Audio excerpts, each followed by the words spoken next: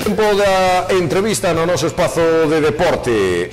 Hoxe o ciclismo é protagonista doutra volta porque na nosa contorna temos aí un campeonísimo en ciernes, como diría o outro, porque as expectativas son moi altas vendo a progresión na que está funcionando Anxo Lorenzo, o ciclista sonense enrolado nas filas do padronés Cortizo, Aluminios Cortizo de Padrón. Está iniciando a temporada e agora que todas as grandes emocións van a vir, creo que o pilla nun moi bon momento de forma, polo menos iso reflicte a súa brilante actuación na primeira das probas que compoñen a Copa de España Élite Sub-23 en Badajoz. Aí demostrou potencia e bon momento de forma Anxo Lorenzo. Temos a un ciclista aínda novo que aínda está empezando, pero que está chamado, se a sorte o acompaña, a facer ruido no eido profesional de contado. De todo hilo das expectativas a curto e longo prazo e de como se presenta a temporada, imos a falar con el. Aquí temos a Anxo Lorenzo. Anxo, moi bons días. Hola, buenos días. Primeiro, felicitarche porque creo que destes un golpe sobre a mesa, non? Despois de ese final de temporada tan fastidiado do ano pasado, empezar así na primeira proba da Copa de España, demostrando nesa escapada que che pilla en bon momento o arrinque da temporada, creo que é moi satisfactorio, non? Sí, a verdade é que necesitaba tamén algo así despois de acabar a temporada como acabamos no pasado, cunha caída aí xusto a 4 días do objetivo do ano. E nada, buscando a escapada ese día un pouco tamén para encontrar outras sensacións, para ver outra vez diante, e bueno, ao final parece que hai pernas de momento. Antes de falar de como foi esa proba en Badajoz, pois preguntarche por ese momento fastidiado do ano pasado, todas as expectativas, ademais que che pillaba francamente ben para facer as cousas moi ben na volta a Galicia, e ben esa caída que che obliga a parar, creo que foi unha fractura de mandíbula, sí, creo lembrar. Sí, unha fractura de mandíbula. Bueno, iso canto tempo foi parado? Pois foi case 3 meses. 2 meses xa sin bici total, e un mes que facía así algo de rodillo, e cando podía así un pouco. Oye, despois volver a montarte na bici despois de un golpe así, que un psicolóxicamente está frágil, ou olvídase? Sí, a ver, o peor foron os días despois da caída, que incluso pensei tamén en deixar a bicicleta, de isto xa non vai, pero bueno, despois entra a familia, a moza, os amigos, foron animando e aquí estamos outra vez. Bueno, a verdade é que empezaches como un tiro, non? Como foron estes meses nos que te fuches preparando xa para iniciar forte a Copa de España? Como foi a preparación? Pois empezamos xa en diciembre a entrenar xa algún entrenamento así co equipo, en conxunto, para conocer os novos compañeiros, os novos técnicos que temos este ano, e xa en enero xa fixemos máis concentracións de varios días seguidos, e nada, despois é un deporte no que se entrena moi solitario, cada un prepara planifica a temporada según os objetivos que teña cada un, e nada, hasta o día de hoxe que aquí estamos. E visto como foron as cousas nesta primeira etapa, que rol crees que estás chamado a ter esta temporada no equipo, no Cortizo? Home, eu creo que este ano me toca dar un paso adiante.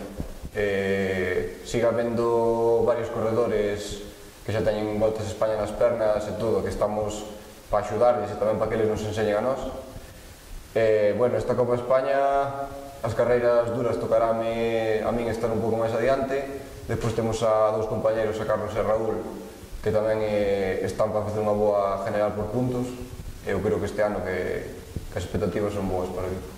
Bueno, esa proba, esa primeira proba da Copa España Élite Sub-23 celebrouse en Badajoz, eran 4 voltas, un circuito de aproximadamente 40 km cada volta, tiña na metade un repeito absolutamente bestial, vimos as imaxes de feito dese momento no que ti demarras, aproveitando a dureza dese repeito, ibades 4 fugados e deixalos quedar na terceira volta, precisamente aí nesas durísimas rampas, vese o ritmo que levabas que era moi superior ao deles, que se iban retorcendo na bicicleta, máis que nada a modo de probatura, de exigencia contigo mesmo para ver hasta que punto vas ben ou non, porque lóxicamente a nivel estratégico non tiña máis sentido, non? Despois había 70 km por diante, había que volver a agardar aos compañeiros.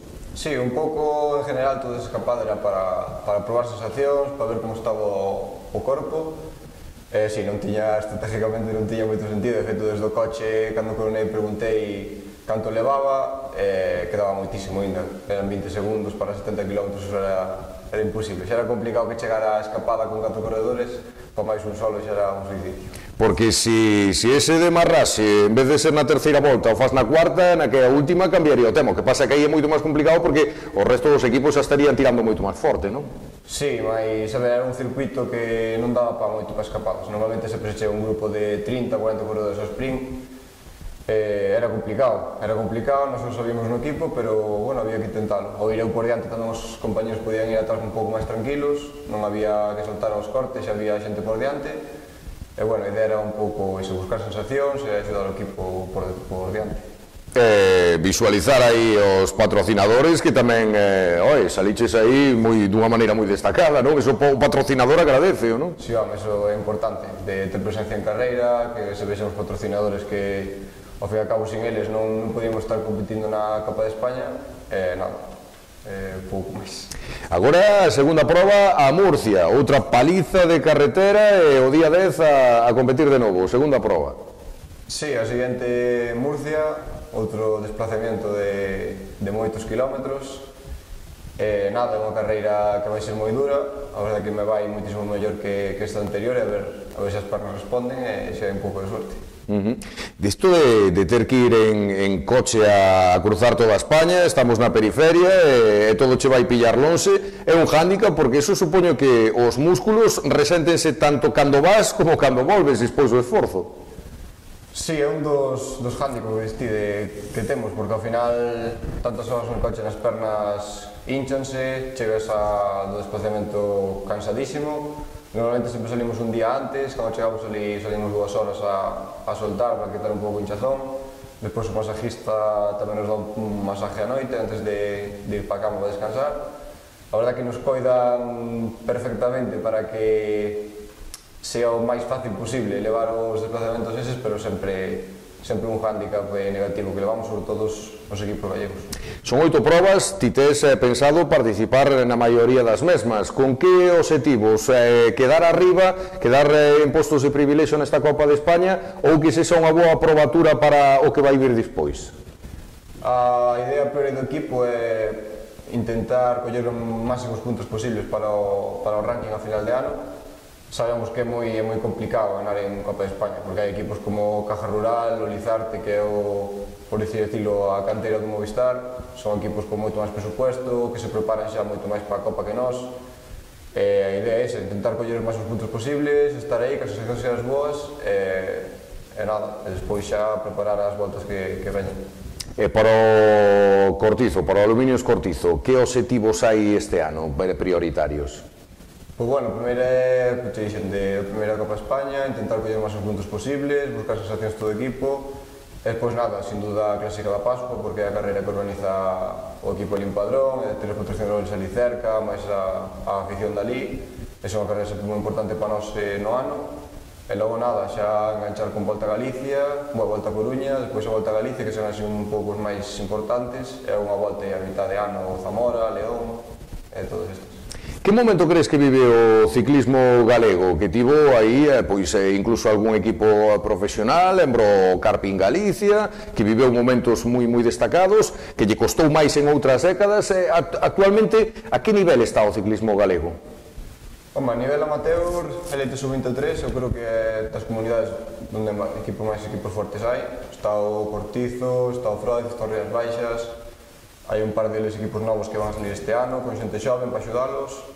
Eu creo que en amateur está moi ben, pero que necesitamos outro referente, como foi o Xacobeo, o Carpin Galicia, para ter un incentivo para intentar saltar a profesionais.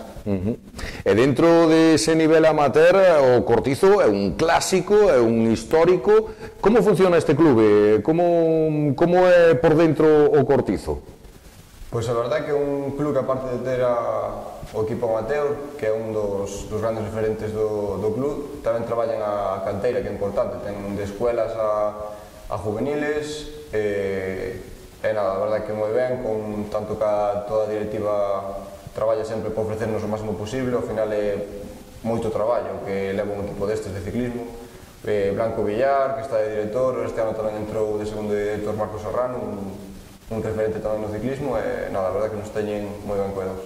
Ti sempre me tes falado maravillas de Suso Blanco Villar, eu sendo pequeno, cando o ciclismo pois tiña máis repercusión mediática, todo hai que dicilo, máis que nada porque hoxe en día xente moi de ver o Tour, pero xa menos é a que ve a Volta a España, menos é a que ve o Giro, daquela víamos todo. Lembramos nos primeiros 80 a un Suso Blanco Villar que incluso algún ano pois foi o mellor ciclista nacional. Lembro unha volta a Valencia na que Bernard Hinault lle gaña dunha maneira que bueno, que el pinchara e parece que lle empurrara un compañeiro un pouco, quedou Blanco Villar moi fastidiado ao chegar a meta. Auténticas fazañas o corredor padronés. Sempre me falaches de que foi un auténtico referente para ti. Sí, para todo o equipo, non? Ao final foi un portento físico na súa época, era un dos mellores ciclistas do mundo prácticamente. Creo que luchaba cara a cara contra os mellores que había.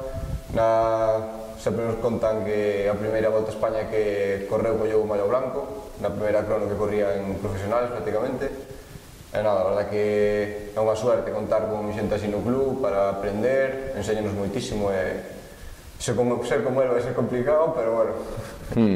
A verdade é que tivo unha trayectoria aínda duns cuantos anos, aínda lembro, creo, no 93, ver o final da Volta a España en Santiago, cando estaban na pugna aí Alex Zule e Tony Rominger, e tamén Suso facer unha grande contrarreloxio. Pero teño comentado contigo, era un perfil desde o punto de vista físico diferente ao prototipo de ciclista que adoitamos ver hoxe, non? Suso pois era un auténtico armario empotrado, era unhas pernas moi musculadas, uns semelgos moi grandes. Hoxe en día pois responde máis o perfil habitual de ciclista a como eres ti, non? Un ciclista fino, estilizado, non cunha musculatura exuberante, senón de pouco peso. Sí, sobre todo aquí en España sempre hubo cultura polas grandes voltas, entón, claro, un corredor ten que estar delgado, canto menos peso potencia mellor, pero bueno, antes sí que é verdad que Suso era un corredor que hoxe en día encaixaría máis, creo que en clásicas, pola forza que tiña, pola capacidade de rodar, tamén subía moi ben, ao final eu creo que era unha especie de todoterreno. E ti como te definirías? Porque sprinter non eres aí un Abdul-Jabbarov, pero subes francamente ben, non? Sí, eu creo que onde máis me defendo é sin duda para arriba, básicamente polo peso que teño e nada, rodando este ano mellorei bastante. Estamos intentando melloralo co entrenador, traballando neso. Tamén queríamos mellorar un pouco na contrarreloj, que nunca se me deu mal, pero bueno, creo que ainda hai un margen de mellora. Pero si, sin duda, onde mellor me encontro máis cómodo é nas subidas. Como é o adestramento nunha semana normal de traballo cando vai empezar a temporada e como é o traballo cando xa estás inmerso na temporada? Pois bueno, ao principio de temporada, na pretemporada, solemos hacer mellor 2 sesións de gimnasio por semana, e pois nada, moitas horas, ritmo moi tranquilo, nesta época ainda se pode parar a tomar un café por aí de vez en cando, e pois nada, xa cando estamos inmersos nas competicións, entrenamos quizás menos horas, pero as horas son moito máis intensas. O mellor é subir puertos con intervalos ou series, así. Pregúntase un moito cando pois está aí destacando no ciclismo amateur e ambiciona dar o salto ao profesional, ten moitas dúbidas de como responderé eu nunha grande proba se me toca a min 21 ou 22 etapas de máxima exigencia, o mellor podo ser moi forte a primeira semana e derrubarme na seguinte, como aguantarei? Cuestionaste esas cousas? Sí, de feito pasou o ano pasado, despois de volver facía 2 anos que volvía a competir así en plan serio, e había o ano pasado unha volta en León que eran 7 días e tamén iba con esa duda de que pasará aquí, son moitos días de competición, e a verdade é que o corpo ao final acostumbras. Cada día que pasa vas máis despacio, pero os outros tamén vais máis despacio, entón é como un equilibrio, a balanza equilibrarse para todos e vais elevando ben. Non sei moi ben explicarche como, pero ao final os días van pasando e o corpo vai se adaptando a eso. Supoño que tamén o ciclista ten que ser inteligente para dosificar, porque como te exixas un 200% os primeiros días, iso podelo pagar despois. Supoño que iso dacho os kilómetros de carretera ou o oficio que se vai collendo en competición. Sí, sin duda, non é o mesmo, por exemplo, como esta semana pasada a Copa de España, que é un día unha carreira, deixas todo o que tes ali e xa tes unha semana ou 2 para recuperar. Nunha volta o primer día xa tes que ir pensando en función de se tes que disputar a general ou non, tes que ir regulando moitísimo, mirando que escapada colles, se é mellor estar en piloto ese día quieto, Porque supoño que a diferencia entre estar nun adestramento e estar en plena competición tamén ten que repercutir a nivel mental, a nivel físico, muscular, en outros deportes, home, no fútbol podes estar nun adestramento e chegar a un remate fresquísimo, estar fortísimo despois de unha carreira de 80 metros, e ao mellor no partido verte atosigado, chegar a rematar xa cos ollos en blanco, porque a respiración pois igual non a cuidas tanto, os nervos se influen, a musculatura pois con eso tamén se ve afectada. No ciclismo varía moito as prestacións a todos os niveis de estar adestrando e verte subir un repeito ás mil maravillas a despois na competición que igual non vas ao mesmo xeito. Sí, a ver, a parte na competición pois tamén influi moito os que os nervios. Sempre levas o pulso bastante máis alto do que levas entrenando, é como son como entrenas por diferentes zonas. Ao final o que vas entrenando é para intentar sufrir o menos posible na competición, é ter a cabeza un pouco fresca para pensar, pero ao final a mí pasa, por ser esas pulsacións pensar, cóstame bastante. Como sempre dixemos, os ciclistas están feitos outra pasta, é un deporte no que hai que saber sufrir, no que aprender case que a disfrutar do sufrimento. Ti que tal o levas o de sufrir? Cando a carretera se levanta e ese día non che pilla moi ben, eres de levantar o pé do pedal e ir, bueno, vamos a regular aquí, ou de sufrir a sufrir? Bueno, depende moito tamén do que digan desde o coche. Si ese día che din de salida que tens que estar aí, pois se tes o día malo tens que agachar a cabeza e sufrir ali hasta que acabes de reventar. E nada, pois tamén depende moito de onde tens que sufrir. Eu para arriba sufro menos, ora se me manda a sufrir en llano e se me tensan demasiado, aí xa sí que paso mal. Cando un é un pouco case que se especializa nunha das parcelas que ten a carreira en sí, como pode ser escalador, supoño que ser un bo escalador case que conleva paralelamente baixar mal. De feito, normalmente pasa así. Que tal baixas ti? Porque baixar tamén ten os seus riscos, hai que asumir un certo componente de risco, sobre todo se te estás xogando algo, e a baixada ten o seu perigo. Que tal levas ti esa situación? Como xestionas? Bueno, levamos mellor antes de caer. A verdade que ainda me falta, levamos 3 días de competición, teño que ir un pouco de maña, non é moi fuerte baixaba mellor en juveniles e cadetes cando facía montaña e sí que baixaba ben, pero ahora baixo un pouco máis de precaución. Pero sí que é verdade, non sei por qué, eu creo que será porque ao final os sprinters, os rodadores, ao meterse ali nas peleas polas posicións tal, teñen un pouco máis de maña que generalmente a xente que disputa as generales. E imagino que será por eso, que despois tamén baixen mellor. Eu é verdade que me defendo, pero tampouco é que sea moi forte ahora mesmo. Supoño que un pouco haberá que traballar todo, se unha ambiciona dar o salto ao ciclismo profesional, ten que ser resolvente en case todo, destacar en algunha cousa sí, pero zafarse máis ou menos e manexar todas as situacións de carreira. Supoño que haberá que traballarlo todo, non? Sí, sin duda, hai que traballar desde a estrategia en carreira, hai que ser listo, hai que subir ben, hai que defenderse rodando, si sprintar eso xa é complicado traballar, pero bueno, ahora todo se pode esperar. Porque a ambición é esa, non sei a que prazo, pero o soño é chegar a dar o salto ao profesionalismo. Canto é de complicado? Hoxe en día é moi complicado. Quizás para os corredores gallegos temos a suerte de Portugal, que é a maioría dos ciclistas españoles prácticamente estánse saltando equipos portugueses, a verdade que é moi bo para a xente de Galicia, aparte por non ter un equipo profesional gallego. É complicado, moi complicado saltar, pero bueno, traballamos ca ilusión de por menos vivir a experiencia de algún día poder correr aí. O ciclismo en carretera, como lle afecta, de xeito ben positivo, ben negativo, ese surdir nos últimos anos de outras modalidades de bicicleta como a bicicleta de montaña, o ciclocross? Non sei se eso, insisto, pode ser positivo ou negativo para o que é a afición e a canteira do ciclismo de carretera. Eu creo que é positivo, porque ao final todas as modalidades son compatibles, sobre todo en escuelas, en rapaces que empezan, ao final un fin de semana vanche a correr a montaña, ou os fin de semana seguinte vanche a carretera. Eu creo que todo compatible, ao final todo é ciclismo, todo é bo para todos, eu creo que non lle vai perjudicar en nada.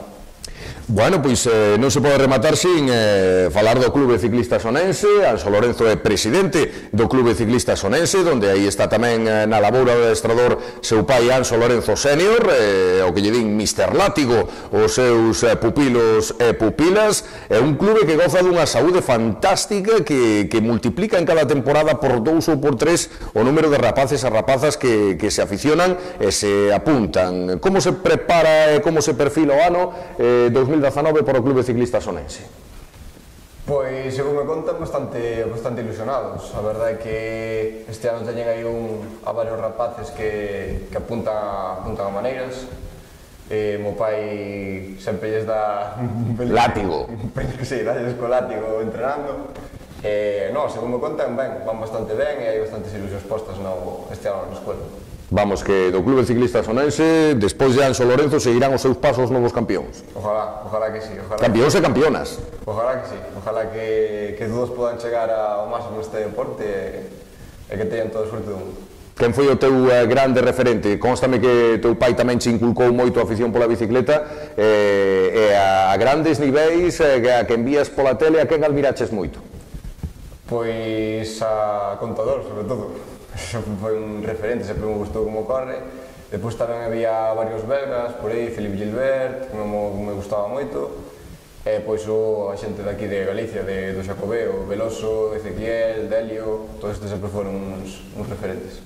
Gustache ollar ciclismo vintage de vez en cando, de aqueles tempos de cando se corría sin casco, outro tipo de estradas, de outro tipo de bicicletas, incluso de indumentarias? Gustache botar unha ollada aos Álvaro Pino, Claude Criquelión, Jörg Zoetemel, toda aquela tropa? Sí, a verdad que, sobre todo desde que temos no... Xa non digo cando levaban aí o neumático, que eso xa é de tempos de Anquetil e todos aqueles. Sí, mas sobre todo temos ahora no club que nos leva a Parzón Multimedia, Alfonso Blanco, que é unha enciclopedia do ciclismo desa época, e sempre nos conta historias, enseña os vídeos, é verdad que é unha pasada como cambiou todo. Porque estades feitos outra pasta, pero xa hai unhas décadas máis feitos outra pasta. Eu vin unha entrevista a Bamontes aí atrás, bueno, comentaba que ele era de Toledo, a Águila de Toledo. Se tiña que ir a correr unha proba a Asturias, iba na bicicleta de Toledo a Asturias. Eso naquelas carreteras con aqueles tempos, mi madrilla, que cousa facían, non? Sí, máis que as bicicletas que levaban. Sí. Non son as bicicletas de 6 kilos que levamos nós, esas pesaban, non sei que pesaría, pero menos de 10 seguro que non é. A verdad que un mérito terrible que tiña esa xente. Bueno, pois a seguir traballando, a seguir buscando esas altas cotas, que está todo aberto para ti. Agora non se che pode poñer teito, as expectativas son boísimas, que haxa sorte, que non haxa caídas e que lastimen. Todo mellor, Anxo, moitísimas gracias. Nada, gracias a vos. Bueno, pois foi o tempo da entrevista. Hoxe había que falar de ciclismo, temos aquí un campeón como sonense, Anxo Lorenzo. E despois desta entrevista é o tempo da análise táctica, é o tempo de Estudio Eladio. Imollalo.